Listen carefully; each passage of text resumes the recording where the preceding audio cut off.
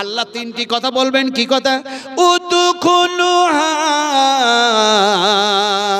বিসালামিন আমিন। উদখুলুহা, প্রবেশ করো। কোথায়? এমন একটি স্বর্গ, এমন একটি বেহেশত, এমন একটি জান্নাত, এমন একটি আরামদায়ক জায়গা। আল্লাহ পাক বলবেন উদখুলুহা, প্রবেশ করো, সালাম, এর মধ্যে আছে শান্তি আর শান্তি, আরাম আর আরাম, আমিন, আর নিরাপত্তা আর নিরাপত্তা। কোন রকমের যেন আর যেন অশান্তির জায়গা এটা না। সুবহানাল্লাহ পড়ে। আমার মায়েরা, আমার ভাইয়েরা, আমার বাবাজিরা, বন্ধু বোনেরা, এখানে একটা হাদিস যেন বয়ান করবো, শুনুন। আল্লাহ নবী মুহাম্মদুর রাসূলুল্লাহ সাল্লাল্লাহু আলাইহি সাল্লামের কাছে হযরতে জিবরিল আসলেন। আসসালামু আলাইকা ইয়া রাসূলুল্লাহ। বিশ্ব নবীর কাছে জিবরিল আসলেন। জিবরিল ফেরেশতা এসে যেন বলেন আসসালামু আলাইকা ইয়া রাসূলুল্লাহ। আল্লাহর হাবিব যেন সালামের যেন জবাব দিলেন। আর সালামের জবাব দেওয়ার পরে বললেন, হে আমার রফিক, হে আমার দোস্ত, আপনি যেন আমার জন্য কি যেন নিয়ে এসেছেন, উপহার কি বলতে চান? বিশ্ব নবী যখন এই কথা বললেন, জিবরিল বললেন, ইয়া রাসূলুল্লাহ, আমি আপনাকে এসেছি আজকে যেন এমনি করে নামাজ শিখাবেন, নামাজ কিভাবে পড়বেন, সালাত কিভাবে আদায় করবেন তা শিক্ষা দেওয়ার জন্য এসেছি। তার মানে রাসূলকে ক্লাস করানো হচ্ছে, সালাতের ক্লাস যেন করানো হচ্ছে, নামাজ কিভাবে পড়বেন, সালাত কিভাবে আদায় করবেন যেন হযরতে জিবরিল শিখাচ্ছেন। এই সময়, এই সময়, এই টাইম, এই টাইম, এই টাইম। আর আমরা ফেরেশতারা এই সময়, এই সময়, এই সময়, এই সময় যেন বাইতুল মামুর, সেই মসজিদ আছে আসমানে, ওই আসমানের সেই বাইতুল মামুর মসজিদে আমরা এই টাইমে নামাজগুলি আদায় করি। রাসূল আকরাম সাল্লাল্লাহু আলাইহি সাল্লামকে জিবরিল যেভাবে সালাত শিখালেন, সেইভাবে সালাতের ক্লাস করলেন, আর সালাত সেইভাবে যেন আদায় করলেন। আমার মায়েরা, আমার বোনেরা, আমার ভাইয়েরা, বাবাজিরা, বন্ধু বড়রা, ভালো করে শুনুন। আজকে যত তাড়াহুড়ো, আজকে মূর্খামি বেড়েছে বলে নামাজ হয় না, নামাজ হয় না, নামাজ হয় না। নামাজের মধ্যে তাড়াহুড়ো, নামাজের মধ্যে তাড়াহুড়ো। ভালো করে শুনুন। আল্লাহর হাবিব বিশ্ব নবী সাহাবা কিরামদের সামনে আলোচনা করছেন। একটি মানুষ যেন আসলো, নামাজ পড়তে শুরু করলো। সহিহ হাদিস বয়ান করছি। নামাজ পড়তে শুরু করেছে, তার নামাজ পড়া হয়ে গেল। নামাজ পড়া যেমনে হয়ে যাবা, আল্লাহ নবীকে এসে বলল আসসালামু আলাইকা ইয়া রাসূলুল্লাহ। নবী সালামের জবাব দিলেন, আর মানুষটিকে বললেন, তুমি নামাজ পড়ো নাই, সালাত পড়ো নাই, সালাত আদায় করো না, আবার সালাত আদায় করো। মানুষটি আশ্চর্য হয়ে গেল। সে অবাক হয়ে মনে মনে বলে, হায় রে, আমি সিজদাও করলাম, রুকু করলাম, সামিআল্লাহু বললাম, আর যেন দেখা যায় সূরা ফাতিহাও পড়লাম, তারপরে নবী বলে তুমি নামাজ পড়ো নাই, সালাত আদায় করো নাই, পুনরায় সালাত আদায় করো। আবার সে যেন সালাত আদায় করলো। আবার বিশ্ব নবীকে এসে যেন সালাম দিল, আসসালামু আলাইকা ইয়া রাসূলুল্লাহ। নবী আবার বললেন তুমি সালাত আদায় করো নাই, আবার পুনরায় সালাত আদায় করো। হাদিসের রাবী তিনি যেন বলছেন, আমার সন্দেহ হয় এমনি করে মানুষটি যেন দুইবার অথবা তিনবার অথবা এমনি করে দেখা যায় চারবার কবার যেন এমনি করে যেন নামাজ পড়লেন আর সালাম দিলেন, আর নবী বারবার বললেন তুমি সালাত আদায় করো নাই, আবার যেন তুমি সালাত আদায় করো। এখন দেখা যায় এরকম তিনবার চারবার হয়ে যাওয়ার পর নবী যখন বারবার সেই কথা বললেন, মানুষটি বলছেন, ইয়া রাসূলুল্লাহ, আমাকে সালাত শিখায়া দেন, নামাজ আমি কিভাবে পড়বো তা শিখায়া দেন। বিশ্বনবী মুহাম্মদ সাল্লাল্লাহু আলাইহি ওয়াসাল্লামকে হযরত জিবরিল যেভাবে শিখিয়েছেন সেইভাবে রাসূলুল্লাহ যেন সালাত আদায় করলেন, খুশু ইতমিনান, আর দেখা যায় যেভাবে এক কথায় আল্লাহর রাজি হয়ে যান সেইভাবে তিনি সালাত আদায় করলেন। আর যেন বললেন, সাল্লু কামা রাআইতুমুনি উসাল্লি, আমি মুহাম্মদ সাল্লাল্লাহু আলাইহি ওয়াসাল্লামকে তোমরা দেখো আমি যেভাবে সালাত আদায় করি, আমি যেভাবে নামাজ আদায় করি সেইভাবেও তোমরা নামাজ আদায় করো। আসলে আপনাকে বুঝাতে পারলাম না, বুঝাতে চাইলাম। আমরা কি কোরআন বুঝতে হবে, তাওহীদ বুঝতে হবে, রিসালাত বুঝতে হবে, আল্লাহ বুঝতে হবে, সালাত বুঝতে হবে, সিয়াম বুঝতে হবে। না বুঝে আন্দাজ অনুমানে যদি দিনের কাজ করি তাহলে সেটা হবে আনকমপ্লিট, সেটা হবে অসম্পূর্ণ, সম্পূর্ণ হবে না। এর জন্য আমাকে আগে দিন বুঝতে হবে, দিনের রুকুন, তার আহকাম, তার যেন দেখা যায় এইগুলি না বুঝে আমরা করতে গেলে সেখানে ভুল হওয়ারই সম্ভাবনা বেশি থাকবে। কেমন ভুল? ভালো করে বুঝুন। এই যে দেখছেন চন্দ্র, এই যে চন্দ্র দেখছেন, এই চন্দ্র হচ্ছে একটি যেন আল্লাহর পক্ষ থেকে বিশ্ব মানবের জন্য নিদর্শন বলি। আল্লাহ কোরআনের মধ্যে এক জায়গায় যেন বলছেন, কি বলছেন জানেন?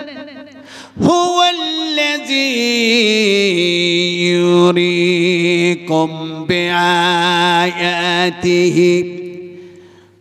ওয়া ইউনাজ্জিলু লাকুম মিনাস সামাই রিযকা ওয়া মা ইয়াতাযাক্কারু ইল্লা মান ইউনীব فادعوا الله مخلصين له الدين ولو كره الكافرون سبحان الله سبحان الله আল্লাহ পাক বলছেন, আমি তো সেই আল্লাহ, ওই আল্লাহ যে আল্লাহ পাকের নিদর্শন বলিগুলি এমনি করে দেখা যায়। আমি সেই নিদর্শন বলি কি দেখাই? আমার এই নিদর্শন বলির মধ্যে হলো মিনাস সামাই রিযকা, আমি আসমান থেকে আকাশ থেকে যেন রিজিক প্রদান করে থাকি। মানুষ এটা মানবে না, বিশ্বাস করবে না। পৃথিবীর মানুষ কেমনে মেনে নেই? আকাশ থেকে কি আর রুজি আসে? আসমান থেকে কি এই রুজি নেমে আসে? এটা নিদর্শন বলি কি করে হয়? মানুষের মাথায় আসছে না। কিন্তু আমি যদি বলি মান্না সালওয়া আসতো মানুষের কাছে, সেই আসমান ভেদ করে জান্নাতের মধ্যে থেকে জান্নাতি খাবার আল্লাহ পাঠাতেন, তাহলে মানুষের মাথায় আসবে। কিন্তু সব মানুষের মাথায় আসবে না, আসবে না। যে মানুষের মাথায় সে কথা আল্লাহ কোরআনে বলেছেন, মানুষের মাথায় যাদের আসবে সে কথা আল্লাহ কোরআনে বলেছেন। কিভাবে বললেন?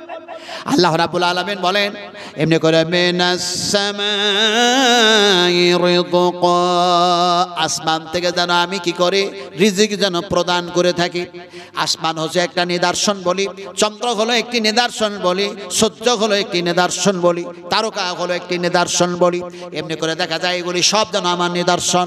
ফলে যেন তোমরা এই নিদর্শন বলিগুলি দেখার পরে কি করো? ওয়া মা ইয়াতাযাক্কারু ইল্লা মান ইউনীব, যারা এগুলিকে শোনার পরে এগুলিকে মান্যতা দেয়, বিশ্বাস করে, এর দিকে রুজু হয়, আমার দিকে ফিরে আসে, অগ্রগামী হয়, অগ্রসর হয়, বিশ্বাস স্থাপনকারী হয়, এদের মাথাতে আসে এগুলি সব আল্লাহ নিদর্শন বলি, সব নিদর্শন বলি। কিন্তু যাদের মাথাতে আসে না, যাদের এমনি করে বিশ্বাস করে না, যারা এর উপরে যেন বিশ্বাস স্থাপনকারীও হয় না, এদের মাথাতে দেখা যায় নানা কিছু। এমন সময় আল্লাহ সুবহানাহু ওয়া তাআলা বলেন, ওদের মতো তোমরা হয়ে যেও না, তোমরা আমার বিশ্বাস্ত বান্দা বান্দি। ফলে যেন তোমরা কি করো? আমার এই নিদর্শন বলি দেখো, আর নিদর্শন বলি দেখে তোমরা কি করো? ফাদউল্লাহ মুখলিসিনা লাহুদ্দিন ওয়ালাউ কারিহাল কাফিরুন। সুবহানাল্লাহ সুবহানাল্লাহ। আল্লাহ পাক বলছেন যে তোমরা ফাদউল্লাহ, এক আল্লাহকে ডাকো, যে আল্লাহর নিদর্শন বলি তোমরা দেখতেছো। আটলান্টিক মহাসাগর সৃষ্টি করেছি আমি আল্লাহ, এমনি করে পাহাড় পর্বত এগুলি সৃষ্টি করেছি আমি আল্লাহ। এক কথায় অসংখ্য অগণিত মাখলুকাত সৃষ্টি করেছি, এগুলি হচ্ছে আমার নিদর্শন বলি, তোমরা এগুলি দেখো। আর ফাদউল্লাহ, আমি আল্লাহকে তোমরা ডাকো, মুখলিসিনা লাহুদ্দিন।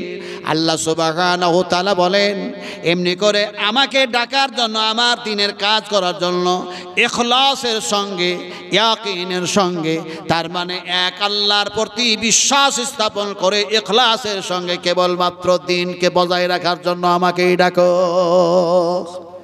এই কথা কেন বললাম শুনুন। ওয়ালাউ কারিহাল কাফিরুন, কাফের তাতে তোমাদের এই সমস্ত কর্ম দেখে তারা যতই বিরক্ত হোক না কেন, অসন্তুষ্ট হোক না কেন, সেই কাফেরদের, সেই মুশরিকদের, সেই শত্রুদের দিকে তোমরা দৃষ্টিপাত করো না, দৃষ্টিপাত করো আমার নিদর্শন বলির দিকে। আমি এই কথাটা আজকে এই জন্য বললাম, এটা মুর্শিদাবাদ তো নাকি ভাই?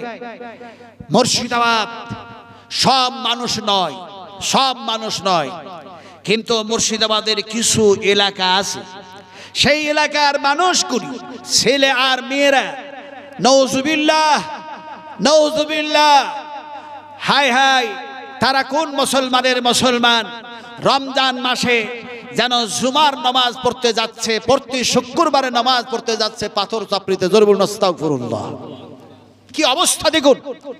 আমি জিজ্ঞেস করলাম, ভাই এই দল বেঁধে আপনারা এখানে যান কোথায়? বলে বীরভূমে আমাদের যেন এমনি করে পাথর চাপড়ি আছে, সেখানে খাজা মঈনুদ্দিন চিশতির কবর আছে। জোরে বলুন নাউজুবিল্লাহ। সেখানে যাই, আর আমরা সেখানে গিয়ে বৃহস্পতিবারের দিন গিয়ে সেখানে দিন থাকি, রাত্রি থাকি, আর সেখানে জুমার নামাজ পড়ি। আমাদের উমরা হজের সমান আমরা নেকি পেয়ে যাই। বেয়াদব। হ্যাঁ, দেখবেন মানুষ বুঝে না। হজ করতে গেছে, হজ করতে গেছে, গোটা রমজান মাস পালন করছে, ওখানে রোজা রাখছে, কিন্তু রোজা রাখলো কিভাবে? যারা সরকারি আপনার সার্কুলার হিসাবে, রুলস হিসাবে যারা গেছে, তাদের লজ আছে, তাদের হোটেল আছে, তাদের সব ব্যবস্থা আছে। আর যারা শুধু টাকার জোরে ভিসা লাগায়া পাসপোর্ট বানায়া চলে গেছে, আজকে তারাকে লাঞ্ছিত আর ঘৃণিত হতে হচ্ছে। তার মানে তাদের নিয়ত, তাদের আকীদা সহি ছিল না। আর মদিনা ইউনিভার্সিটিতে লেখাপড়া করানো হয়, বেশিরভাগ 99% আকীদার উপরে ক্লাস করানো হয়। আমি সেদিকে যাচ্ছি না। এখন দেখা যায় সে হাজী সাহেবেরা এখানে গিয়েছে, তারা লজ পাচ্ছে না, সেখান থেকে বাইর করে দেওয়া হচ্ছে। আমার ভাইরা, এখন এরা বলছে আমরা পাথর চাপড়িতে গেলাম, সেখানে জুমা পড়লাম, একদিন এক রাত থাকলাম, তারপরে জুমার দিন থাকলাম, আমাদের উমরা হজের সমান নেকি পেয়ে গেলাম। নাউজুবিল্লাহি মিন যালিক।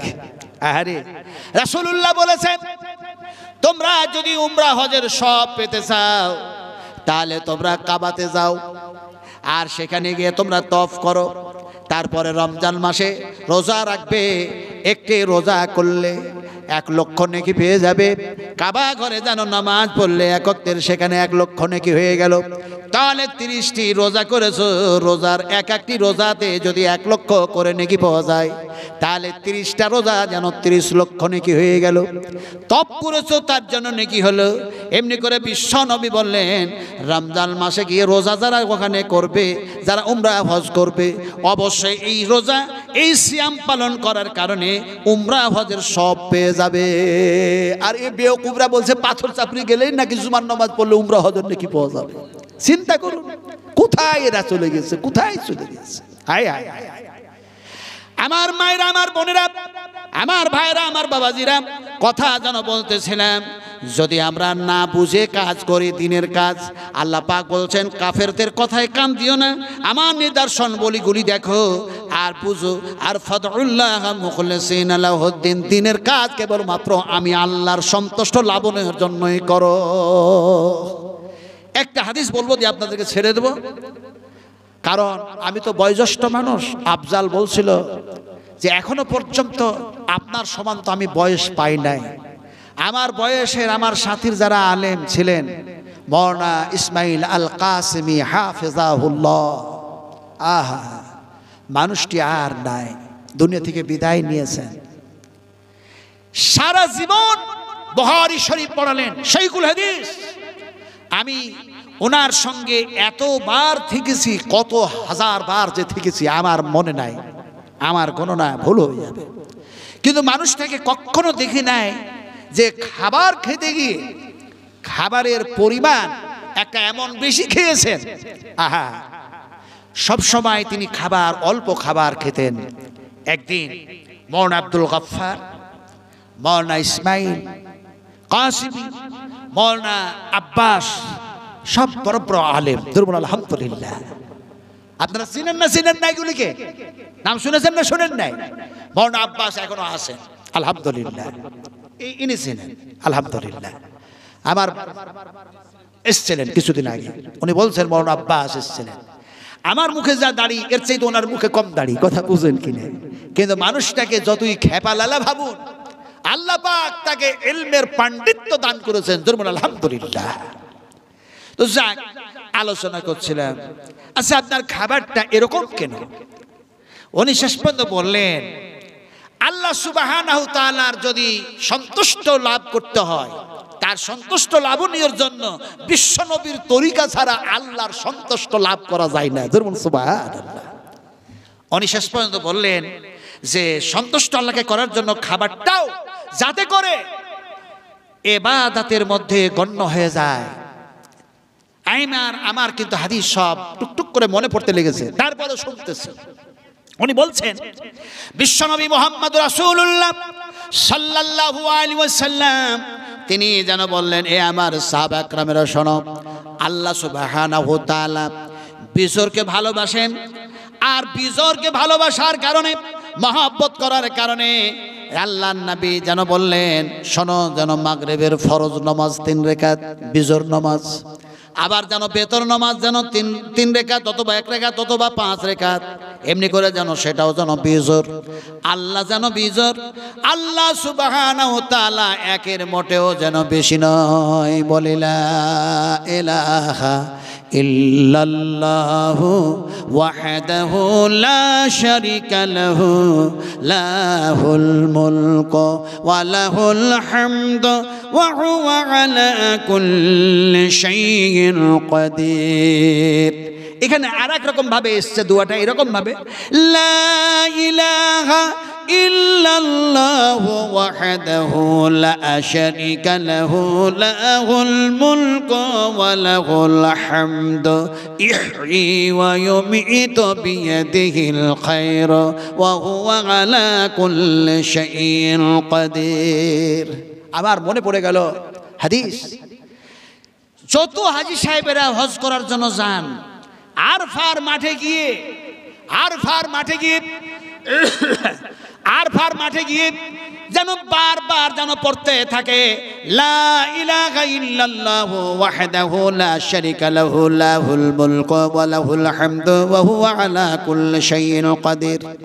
কিন্তু যারা পাথর চাপড়িতে গেল উমরা হজের নিয়তে, এইরকম নিয়তকারী মানুষগুলি তারাও যেন আরফাতে গিয়েছে, নবীর সুন্নাত মানে না, নবীর তরিকা মানে না, তারা যেন দেখা যায় জোহর আসর যেন 4 রাকাত করে 8 রাকাত নামাজ পড়ে। জোরে বলুন নাউজুবিল্লাহ। যা বিশ্ব নবী পড়েন নাই, আল্লাহর হাবিব পড়েন নাই, যখনই ওখানে কেউ যাবেন সেই সময় যেন দেখা যায় জোহর আর আসরকে একসঙ্গে যেন পড়বেন, কিন্তু দেখা যায় সেখানে জমাতের কোনো ব্যাপার নাই, একা একা পড়বেন, অথবা জমাত করে পড়লেও যেন দেখা যায় 2-এর বেশি নয়। জোহরের নামাজ হবে 2 রাকাত, আসরের নামাজ হবে 2 রাকাত। বিশ্বনবী ওই জায়গায় কাসার নামাজ পড়েছেন, যেন 2 রাকাত করে কেউ যদি 4 রাকাত করে নামাজ পড়ে নেয়, কাবিরা গুনাহ হয়ে যাবে। কি অবস্থা! ওরা ওই শ্রেণীর মানুষেরা বলছে ওখানে গিয়ে, তাই হয় নাকি? আমরা এখানে এসছি, আমরা আরফার মাঠে আসলাম, এই আরফার মাঠে আদম আর হাওয়ার যেন মিলন হয়েছিল, আল্লাহ তাদের গুনাহ মাফ করে দিয়েছিল, আর এই জায়গায় 4 রাকাত করে নামাজ পড়বো না মানে? কথা বুঝেন কিনে? ওরা নবীর চেয়ে তো বড় নবী, কথা বুঝেন কিনা? নাউজুবিল্লাহি মিন যালিক। রাসূলুল্লাহ সেখানে 2 রাকাত করে নামাজ পড়ছেন আরফার মাঠে, মানে জোহর আর আসরকে একসঙ্গে পড়তেছেন, দিয়ে যেন 2 রাকাত করে নামাজ পড়ছেন। এরা 4 রাকাত করে নামাজ পড়বে। এরা যে কোন জ্ঞানের মানুষ! কথা বলতেছিলাম মাওলানা ইসমাইল কাসেমী হাফেজাহুল্লাহ, তিনার সাথে আলোচনা করতে করতে যে হাদিস আপনাদের সামনে শোনাচ্ছিলাম, যে আল্লাহ বিজর, লা ইলাহা ইল্লাল্লাহ, এক আল্লাহ ছাড়া কোনো ইলাহ নেই, কোনো মাবুদ নেই, তার কেউ শরীক নাই, তিনি হলেন আল্লাহ। এখন দেখা যায় সে আল্লাহ বিজর।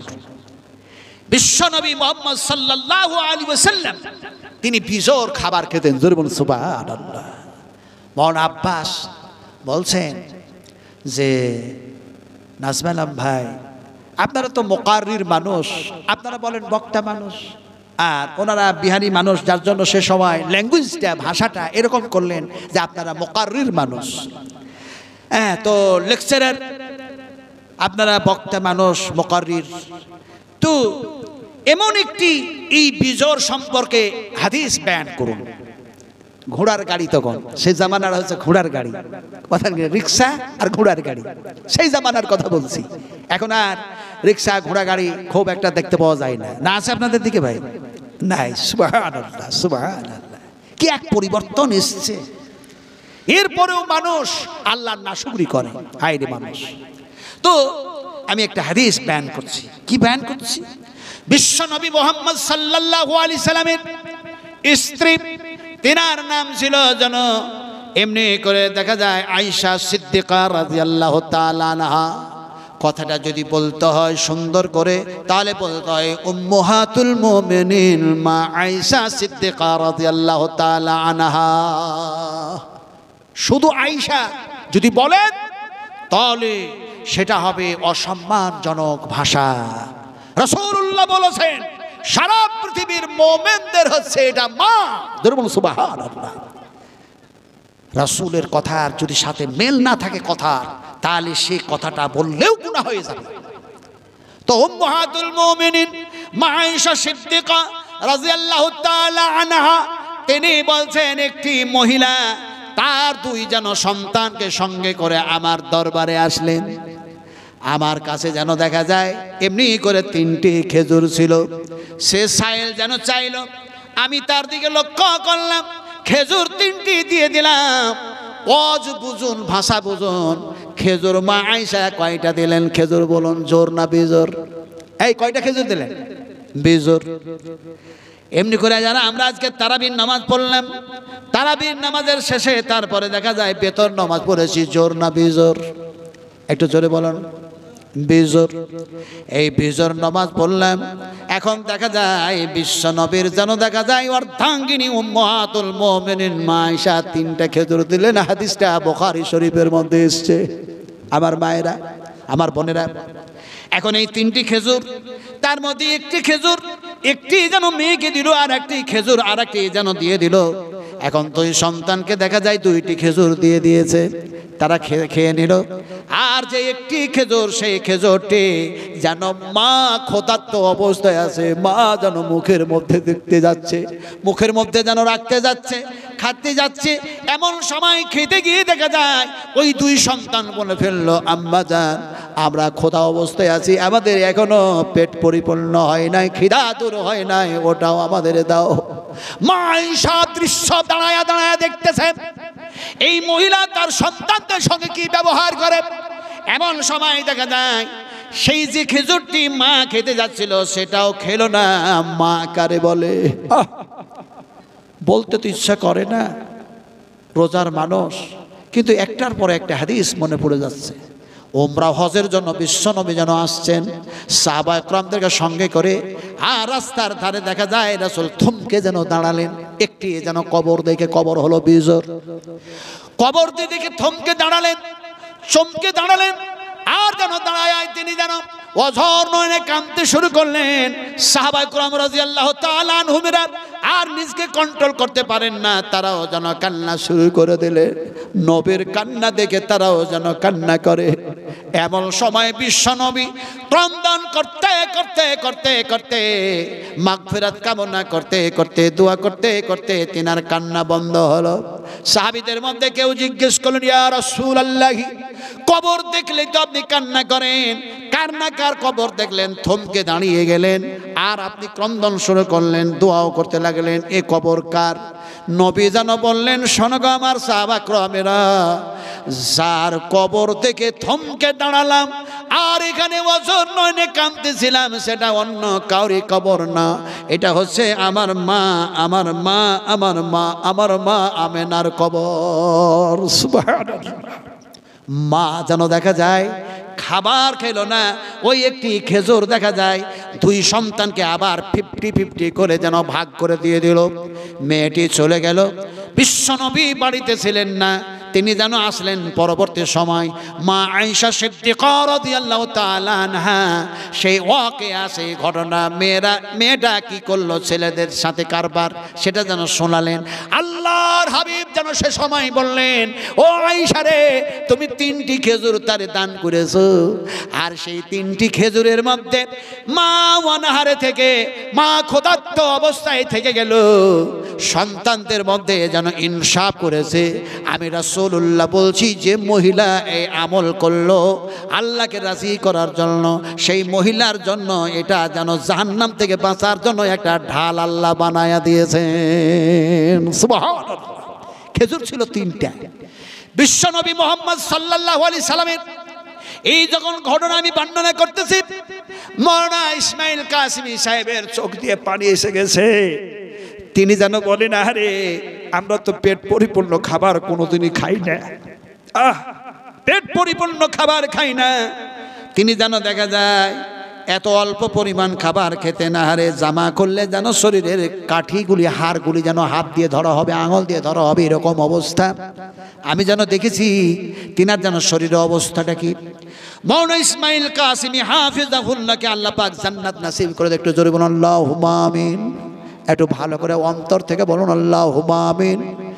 কারণ আপনি যদি অপরের জন্য দোয়া করেন, আল্লাহ পাক বলছেন তোমার জন্য ফেরেশতা দোয়া করে। জোরে বলুন সুবহানাল্লাহ।